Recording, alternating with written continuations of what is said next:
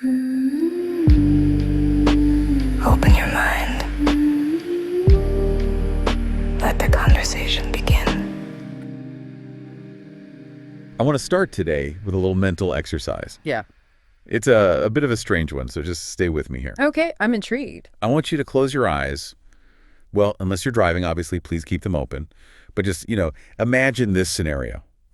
You wake up tomorrow morning, the sun is streaming in, you brew your coffee, and you sit down at your laptop. You are fired up. Fired up about what? I don't know, maybe you just watched a movie that was so bad you feel a civic duty to warn the world. Right, a public service.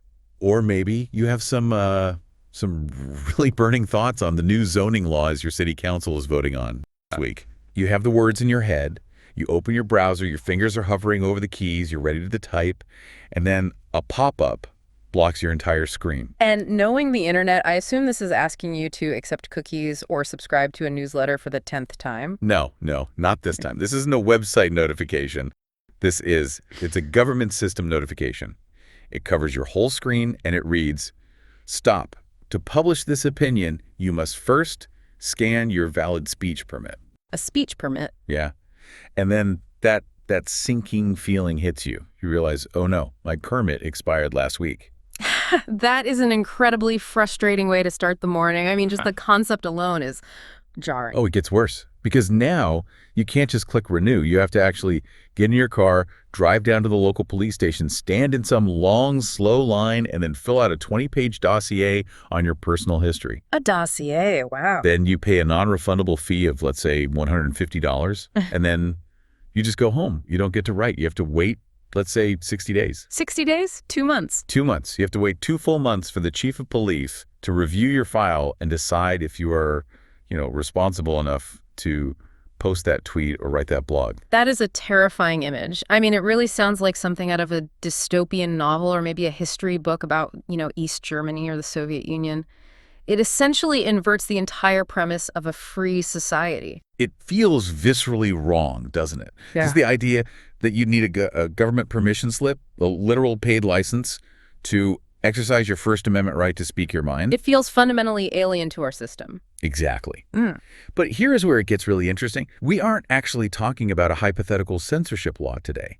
We aren't, doing a creative writing seminar. Yeah. We were talking about a very real, very specific piece of legislation. Right. We are doing a deep dive into Oregon House Bill 4145. And the reason we started with that whole speech permit nightmare is because the source material we're working with today, specifically a very detailed legal breakdown by William Kirk from Washington Gun Law TV, and a satirical conceptual text, they suggest that the absolute best way to understand what this bill does is to use a specific analytical tool. They suggest swapping the word guns for speech. It's a fascinating, if somewhat uncomfortable, heuristic. The idea is that we're going to look at HB 4145, which, yes, deals with firearm permitting, but we're going to try to strip away the political baggage for a moment. Yeah, that's the key. People have very strong, very immediate emotional reactions to the word gun, both positive and negative. But if we can look at the mechanics of the bureaucracy, the fees, the wait times, the police interviews, and just apply them to the First Amendment, it really clarifies the burden being placed on the individual. Exactly. We want to see how the machinery of the law actually functions. Our mission today isn't to debate whether gun control is good or bad in the abstract. We are not doing the culture war thing. Our goal is to explore the specifics of this new bill in Oregon and use that speech analogy to understand the gravity of shifting a right into a permission-based system. Precisely. Because whether you're a staunch gun control advocate or a Second Amendment absolutist, you have to understand the mechanism of the legislation to know what it actually achieves. And this bill, HB 4145, it's a masterclass in legislative maneuvering. So let's unpack this. We definitely need to start with the legal landscape because HB 4145 didn't just fall out of the sky. No, not at all. It is intimately tied to a previous law, something called Ballot Measure 114. Now, if you live in the Pacific Northwest, you definitely know this one. But for everyone else, could you set the scene for us? What's the status of gun laws in Oregon right now? Okay, so Ballot Measure 114 was a voter initiative passed in Oregon. And it was a very tight race. I mean, it passed by a really slim margin. And it imposed some of the strictest gun control measures in the entire country. What were the big items in it? It focused specifically on creating a permit to purchase system. So you couldn't just go buy a firearm, you'd need a permit first. And it also banned magazines that hold more than 10 rounds. But, and this is the crucial part for our discussion, it has been stuck in legal purgatory basically since the day it passed. It was blocked by the courts, right? I remember that. Yes, immediately. A Harney County judge ruled it unconstitutional under the Oregon state constitution. So currently, Measure 114 is effectively on ice. It's the law on paper, but it's not being enforced because the courts have said, hold on, this might violate the rights of Oregonians. Okay, so that's the backdrop. An approved but legally frozen law. A law in limbo. And this brings us to the first major nugget from William Kirk's analysis. He points out that the very first section of this new bill, HB 4145, explicitly repeals Ballot Measure 114. Right at the top of the bill. Now, if I'm a gun rights advocate in Oregon, I see repeals Measure 114, and I'm thinking about popping champagne. Yeah. I'm thinking, we won, the restrictions are gone. You're thinking the fight is over and you came out on top. Exactly. But that would be a very premature celebration. Kirk argues that this is a classic bait and switch, or maybe more accurately, it's a strategic retreat to fight on more favorable ground. What do you mean by that? HB 4145 repeals 114, yes. That is technically true. But it immediately, and I mean in the very next clauses of the bill, it replaces it with statutory laws that do almost the exact same things. So it's a clone. They're just swapping out the name. In many ways, yes. It's a clone. But in some specific details, which we will definitely get to, HB 4145 is actually stricter than the measure it's supposedly repealing. It keeps the permit to purchase idea, it keeps the background checks, but it tightens the screws on the whole process. This seems completely counterintuitive. Why would you go through all the trouble of repealing the old measure just to pass a legislative bill that does the same thing? Yeah. Why not just fight for the old measure in court? Is this just legislative housekeeping? Oh, it is much, much more calculated than housekeeping. This is high-level legal strategy. To understand this, we need to talk about a legal concept called mootness. Mootness. Okay, that sounds like lawyer speak for it doesn't matter anymore. That is effectively what it means, yeah. But in a courtroom, mootness is a powerful weapon. Right now, there is a very important case called Arnold v. Kotek sitting in the Oregon State Supreme Court. And that case is about Measure 114. It is the case about Measure 114. The state of Oregon is currently defending Measure 114 in that case. They are trying to overturn the lower court's ruling that said the law was unconstitutional. Okay, so the battle is raging in the state's highest court. The battle is raging, but according to Kirk's analysis, the state is likely very nervous. They're worried they might lose. And if the Oregon Supreme Court rules against them, if they uphold the lower court's decision, it sets a binding precedent. Precedent. It puts a permanent mark on the record saying this type of permitting scheme violates the Constitution. And that is a disaster for the state's legal team because it handcuffs them for any future laws they might want to pass. I see. A Supreme Court ruling is sticky. It's hard to undo. You can't just ignore it. Exactly. But here's the trick. Here's the maneuver. If the legislature passes HB 4145, which formally repeals Measure 114, the state attorneys can walk into the Supreme Court and say, Your Honor, there is no need for you to issue a ruling on Measure 114. That law no longer exists. We repealed it. Therefore, the case is moot. Wow. So they effectively delete the evidence before the verdict comes in. That is a cynical way to put it, but legally it's pretty accurate.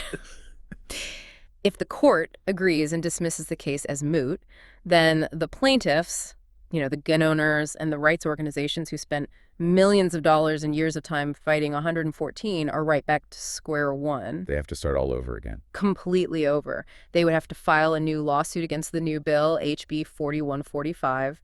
They have to start the clock on discovery, gather new witnesses, pay all new legal fees, and spend another 2 to 3 years winding their way back up through the lower courts. And in the meantime? In the meantime, the state has bought itself years of time and, most importantly, avoided that negative Supreme Court ruling that would have set a precedent. It's a war of attrition. They're trying to bleed the opposition dry, not by winning the argument on the merits, but by just resetting the game board over and over.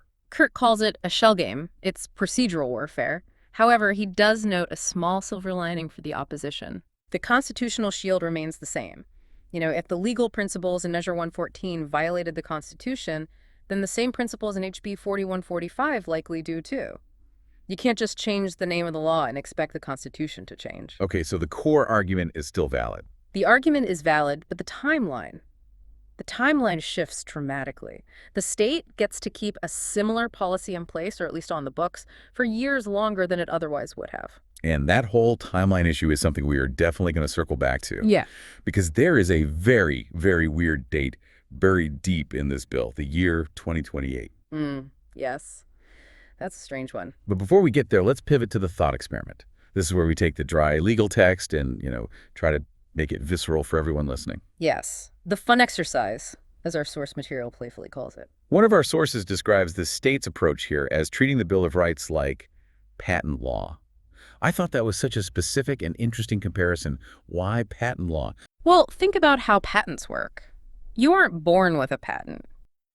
One day with a patent for a new kind of toaster. Right. You have to invent the toaster first. You have to invent it. Then you have to hire a very expensive lawyer, file a super complex application, pay massive fees to the government, undergo a review by a bureaucrat, and prove that your invention is unique and safe and worthy. It is a privilege, and it's a privilege that is granted by the state after you jump through all those hoops. Whereas a right, traditionally, is something you just have. Correct. You have the right to free speech simply because you are a person. You don't apply for it. You don't pay for it. The source argues that HB 4145 is attempting to turn the Second Amendment, what they see as a fundamental individual right, into a class right or a privilege. A class right. What does that mean exactly? A class right means it only belongs to a specific class of people, not everyone.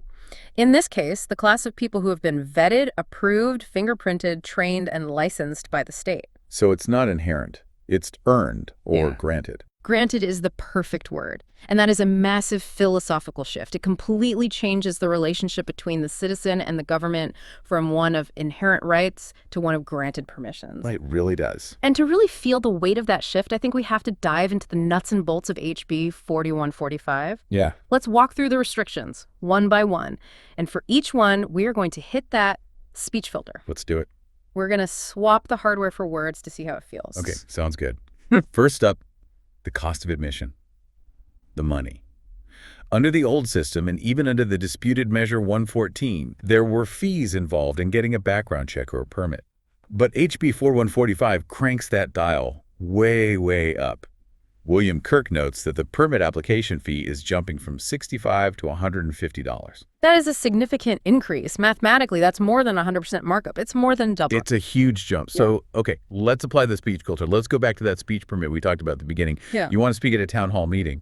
You want to stand up and complain about the potholes on your street, or maybe protest a tax hike. You walk into the municipal building, you head to the podium, and the clerk stops you and says, "We'd love to hear your opinion. That will be $150, please." Wow, that immediately changes the demographic of who gets to speak, doesn't it? It's no longer about who has an opinion, it's about who can afford to have one publicly. It creates a massive barrier to entry. Well, yeah. In the legal world, specifically when it comes to voting, we used to have something called a poll tax. Right. You had to pay a fee to be able to vote. And the Supreme Court struck that down aggressively because they recognized that if you tax a right, you are effectively denying that right to the poor. It's a non-starter. So if we stick with the speech analogy, the wealthy can afford to blog, the wealthy can afford to write editorials, the wealthy can afford to go to the town hall. But, the single mom working 2 jobs, the college student who is buried in loans, that $150 isn't just disposable income. For a lot of people, that's groceries for a week. That's the electric bill. Exactly. The source frames this as pay to play. It suggests that the right to self-defense, or in our analogy, the right to expression, is becoming a luxury good. And you really have to ask, is a right truly universal if it comes with a price tag that automatically excludes, say, the bottom 20% of the economic ladder? And one has to wonder, why the hike? Why go from $65 to $150? Is there a logical reason provided in the text of the bill? Usually the state's justification for these things is administrative costs. Processing backgrounds, fingerprinting, maintaining the database, it all costs money. But critics like Kirk argue that when the jump is this steep, when it more than doubles overnight, it stops being about cost recovery and starts being about deterrence. Explain that difference. What's the difference between cost recovery and deterrence? Deterrence means the fee itself is designed to be a hurdle. It is about making the process just painful enough on the wallet that a certain number of people will say, you know what, never mind, it's not worth the hassle, I can't afford it this month. It filters out the casual user or the person who isn't wealthy. It's sort of like a sin tax logic, but applied to a constitutional right, like how they tax cigarettes to get people to quit. But here the argument is they're taxing a right to get people to stop using it. That is the argument the source is making, yes, but the cost is only the first friction point. The second one, which is just as important, is time. Let's talk about the waiting game. This is a major component of HB 4145. Under previous Oregon regulations, authorities generally had a 30-day window to process a permit. HB 4145 extends that statutory window to 60 days. 2 full months, a doubling of the wait time. And that's just the allowable time, right? That's not a guarantee. That doesn't mean you get it in 60 days. Yeah. No, absolutely not. That is the deadline for them to give you an answer. It doesn't account for administrative backlogs, system outages, staffing shortages, or the dreaded, we seem to have lost your paperwork. So, okay, back to the speech filter. Let's say there is a crisis in your neighborhood. Let's say the city is voting next week to demolish a historic park to build a parking lot. An urgent, time-sensitive issue? Exactly. You are passionate about this. You played in that park as a kid. You want to go to the hearing and speak your mind. So you go to apply for your speech permit. The clerk smiles and says, no problem. We'll have that ready for you in roughly 60 days. Well, by then the park is gone, the parking lot is paved over, the trees are mulch, the moment has passed, and your voice was never heard. This touches on the legal concept of immediacy, right? Speech is almost always time-sensitive. If you delay the ability to speak, you are effectively denying the ability to influence the outcome. Your speech becomes irrelevant. And the parallel to self-defense is even starker, as the source points out. The need for a firearm for self-defense is often precipitated by a specific immediate threat. Maybe you have a stalker who just got out of jail. Maybe there have been a string of violent break-ins on your block. A clear and present danger. Yes. If you decide you need protection today, being told come back in 2 months is not a minor inconvenience. It's a potential safety hazard. The threat isn't going to wait for the bureaucracy to catch up. A right delayed is a right denied. It's a legal cliche for a reason, it's true. But there's another timeline in HB 4145 that is even more baffling. We mentioned the year 2028 earlier. According to Kerr's analysis, the requirement for pre-purchasing firearm licenses, the absolute core of this bill, is pushed back all the way to January 1st, 2028. 2028. That's literally years away. Why would you pass a bill with such urgency now, repealing an old law, just to say, but we won't actually do this for 3 or 4 years? That makes no sense. That is the million-dollar question. And there are 2 primary ways to interpret this based on our sources. They're both pretty cynical. Okay, lay 'em on me. Give me theory 1. Theory 1 is the mootness strategy we just discussed. They need the bill on the books today to kill the Arnold v. Kotek lawsuit. They need to be able to walk into the Supreme Court and show the judge a signed piece of legislation to make that case go away. But they don't actually care if it's enforced tomorrow. They just need it to exist as a legal entity to stop the court case. So it's a placeholder. It's basically a ghost law for now. Its only purpose for the next few years is to block a lawsuit. That's one possibility. Theory 2 is infrastructure. And this is where the sheer weight of the bureaucracy gets heavy. Setting up a system where every single firearm purchaser in the state needs a permit, a background check, and mandatory training. That requires a massive, massive machine. Right. We're talking about hiring hundreds of staff, building new databases that can talk to each other, certifying thousands of instructors, printing millions of cards. It's a huge undertaking. Or, to use our speech analogy, maybe they need 3 years to build the Department of Speech licensing before they can start processing everyone's applications to write poetry or post on Facebook. Precisely. If you tried to enforce this tomorrow, the system would collapse instantly. The police stations would be overrun with applicants. There'd be chaos. So the 2028 date implies that the bureaucracy required to regulate this right is so heavy, so dense, that it takes years just to assemble the furniture. Let's talk about the people who will be sitting at those desks when the furniture is finally assembled. The gatekeepers. HB 4145 introduces, or at least reinforces, the concept of permit agents. Right. The bill is very specific about the jurisdiction. If you live inside a city, your application goes to the city's chief of police. If you live outside the city in an unincorporated area, it goes to the county sheriff. These are the individuals, the specific human beings who hold the keys to the kingdom. Okay, now let's apply the speech filter to that. You need a permit to write a letter to the editor complaining about, say, police brutality in your town. A very relevant topic. Or maybe you want to write a piece that critiques the sheriff's new budget allocation. Who do you have to ask for permission to publish that letter? You have to ask the chief of police or the sheriff, the very people you want to criticize. That feels like a massive, undeniable conflict of interest. It creates a huge potential for subjectivity and bias. I mean, if the person who is granting you the right has a vested interest in how you use that right, you have a serious problem. And in the context of Oregon, you have to remember the political geography of the state. Oregon has a very, very wide political divide. Oh, absolutely. You have Portland and Eugene, which are very liberal, and then you have the eastern counties, which are extremely conservative. Exactly. So you might have a very conservative sheriff in one county and a very liberal police chief in another.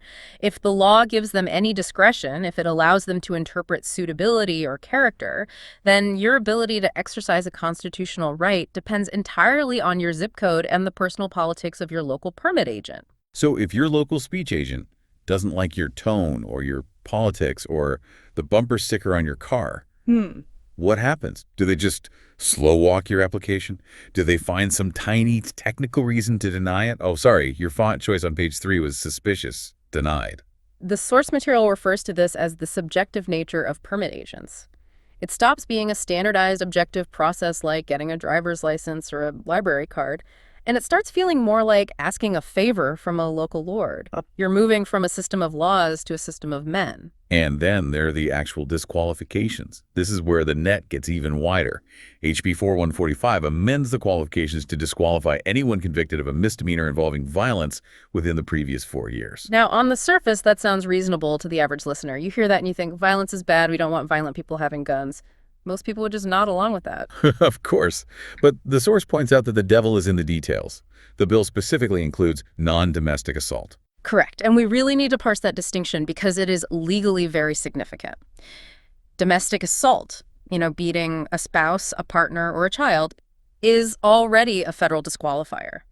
If you have a domestic violence conviction, you generally can't own a gun anywhere in America. That is settled law. Okay, so that's already covered. It is, but misdemeanor non-domestic assault pushes the net much, much wider. Let's build a scenario to see what this really looks like. Let's go back to the analogy. Let's say 4 years ago, you were 21 years old, you were in a crowded bar, some guy insulted your favorite team or your girlfriend. Words were exchanged. Shoving ensued. Maybe you threw a punch that didn't really connect, or maybe you just pushed the guy hard. The bouncers grabbed you both, the police came, you got charged with misdemeanors, simple assault. A very common scenario for a young person. A stupid mistake. You plead guilty, you pay a $500 fine, maybe you do a weekend of community service. It's a dumb mistake, but it's not a felony. You aren't a career criminal. Right. Now, 4 years later, you want to write a blog post criticizing the mayor, you apply for your speech permit, and the government says, sorry, you got into a scuffle at a bar 4 years ago, you are banned from public speaking for the next year. That's the core of the argument right there. It's about proportionality. Does a bar fight 4 years ago mean you are too dangerous to hold a microphone today? Does it mean you have permanently or even temporarily forfeited your right to participate in democracy? It effectively says you must be a perfect citizen to have rights. Any mistake, no matter how minor or long ago, can be used against you. And if you aren't perfect, if you have a blemish on your record from your youth, you go into the penalty box. And in this case, the penalty box silences you. The source argues this widens the net so much that it catches people who aren't actually a threat to public safety people who made one mistake and strips them of a fundamental constitutional right. But here's the real kicker. Not everyone is in the penalty box. This brings us to a part of the bill that the source material finds particularly egregious, the exemptions. Ah, yes. The aristocracy, as one source terms it. HB 4145 grants explicit exemptions to active and retired law enforcement officers. So police and ex-police. Yes. They do not need these permits. They do not need to pay the fees. They don't have to wait. And critically, they are not subject to the restrictions on so-called high-capacity items. Okay, let's run the speech filter on that. It's a perfect test. We have a law that says, citizens, you are limited to sentences of 10 words or less. Yeah. You cannot use megaphones, you cannot own a high-speed printing press, and you must pay $150 and wait 60 days to speak at all. Unless you are a current or retired government agent. If you used to work for the state, you can scream as loud as you want, use the biggest megaphone on the market, and you don't have to ask anyone for permission, ever. That really drives home the class rate argument, doesn't it? If the justification for the law is public safety, if the argument is that these high-capacity magazines are inherently too dangerous for civilized society, then why are retired cops exempt? Does a retired cop have some kind of magical aura that prevents them from misusing a magazine? Or, in our analogy, a megaphone? The source argues no. Of course not. It argues that this creates a two-tiered system of citizenship. There are those the state trusts, which are its own agents, past and present, and then there is the general citizenry, who are viewed with suspicion and must be managed and controlled. It feels less like a right of the people and more like a privilege of the state. Precisely. And in a republic, the idea that the government's agents have more rights than the people they are supposed to serve is, well, it's philosophically backwards to the entire concept of the Bill of Rights. How so? The Bill of Rights was written to protect the people from the government, not to empower the government over the people. It's a shield for the citizen, not a sword for the state. That distinction is huge. It's the difference between a ruler and a representative. Exactly. And when you look at that high-capacity speech accessories analogy, imagine if the law said, you can write a letter, but you can't use a computer. Computers are high-capacity writing tools. You have to use a quill and ink. But the police, oh, they can use the fastest supercomputers. It limits the effectiveness of the right for the common person while preserving maximum power for the state-approved class. We have one more major hurdle to clear in this obstacle course of HB 4145.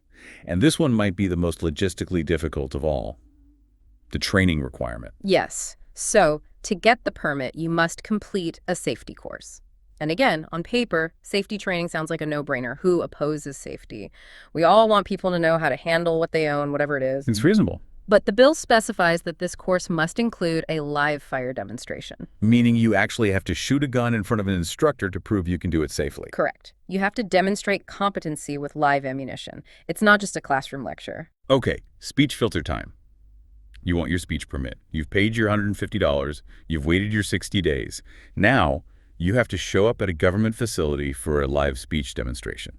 I just love this image. As absurd as it is, what does that even look like? Do you have to stand on a soapbox and recite the Gettysburg Address while a bureaucrat takes notes on your diction and posture? Oh, I'm sorry. You stuttered on 7 years ago. You're clearly a danger to public discourse. Permit denied. Or maybe you have to prove you can engage in a heated debate without ever raising your voice. You have to demonstrate safe speech. It sounds completely ridiculous when you put it that way, but let's look at the logistical reality of the live fire requirement. This isn't just about skill, it's about infrastructure. Exactly. Live fire requires a shooting range. A range is a highly specialized facility. It requires special zoning permits, massive insurance policies, lead abatement protocols, certified safety officers. There just aren't that many of them. And in many parts of Oregon, particularly dense urban areas like Portland, ranges are scarce. They might be private clubs that require expensive memberships on top of everything else, or they might be an hour's drive out of the city, which is a problem if you don't own a car. It creates a massive logistical bottleneck. Imagine if there are, say, 10,000 applicants in Multnomah County, and there's only one public range that can handle 10 people per day for this certification. You can do the math. You would take years just to process everyone who applied on day one. Exactly. If the range is booked out for months or a year, your permit application just stalls. You are in limbo. The source argues that this creates a de facto ban simply through a lack of infrastructure. If you make the requirements impossible to fulfill because the resources don't exist, you have effectively banned the practice without ever actually passing a formal ban. It's like saying, you have the right to free speech, as long as you perform your speech on the moon. If you can't get to the moon, well, that's your problem, not ours. That is the patent law problem coming full circle.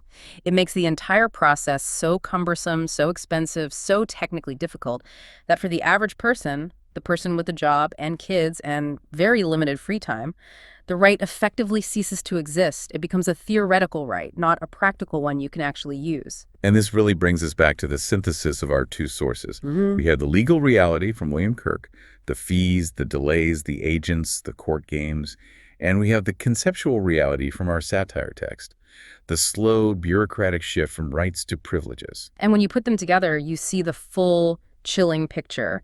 The source's comment about the Constitution being treated like patent law is so profound because if the state infringes on your rights under this new system, what is your only recourse? You sue them. You sue. You hire a lawyer, which costs a fortune. You go to court.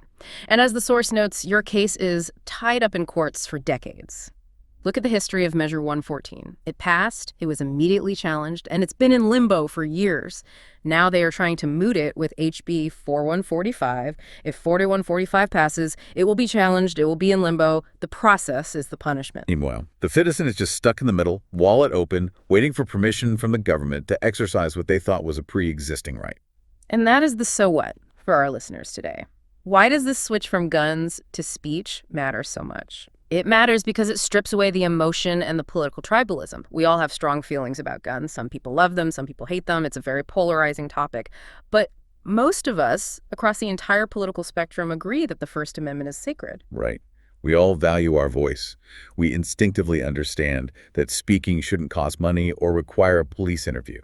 So when you apply these mechanics, the $150 fee, the 60-day wait, the police permission slip, the live fire tests to the First Amendment, you immediately feel a sense of revulsion. You think, that's wrong, that's un-American, that's tyranny. And the argument from the source is, if it's tyranny for the First Amendment, why is it acceptable for the Second? If they are both explicitly protected rights in the same founding document, using the exact same language, the right of the people, then shouldn't the standard for restriction be the same for both? That is the challenge the source material leaves us with. It forces us to look at the process of regulation, not just the object being regulated. It asks all of us to consider whether we are comfortable with a government that can convert a Bill of Rights into a Bill of Permissions, one fee and one form at a time. So let's just quickly recap what we've unpacked here with Oregon HB 4145. It's a very dense bill, but the highlights are stark. We have a bill that repeals a stalled law only to replace it with a fresh one, likely to game the court system. We have a permit fee hike from $65 to $150, which is essentially a tax on a constitutional right.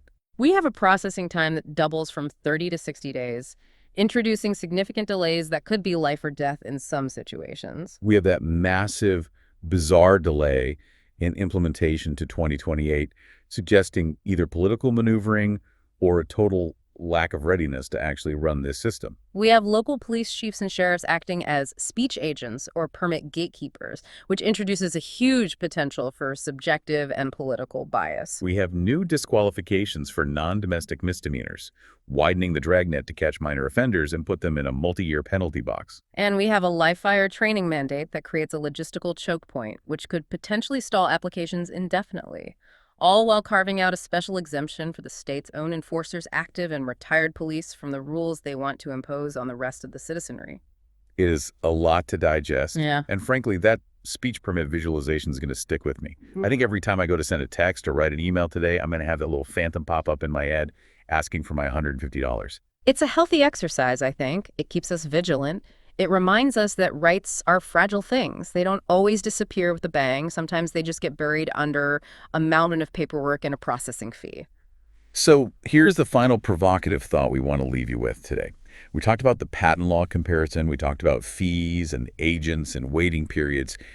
If you have a right, but you have to pay the government $150 to use it, if you have to wait 60 days for a background check to use it, if you have to take a government-approved class to prove you understand it, and if you ultimately have to ask the local police chief for his personal permission to exercise it, is it still a right? Or has it effectively, quietly, been turned into a privilege granted by the state? And if it's a privilege granted by the state, the scariest part is that what the state grants, the state can also take away whenever it chooses. Something to mull over. We'd love to hear what you think. No permit required to leave a comment, at least not yet. Thanks for listening to this deep dive into Oregon HB 4145, and we'll see you on the next one.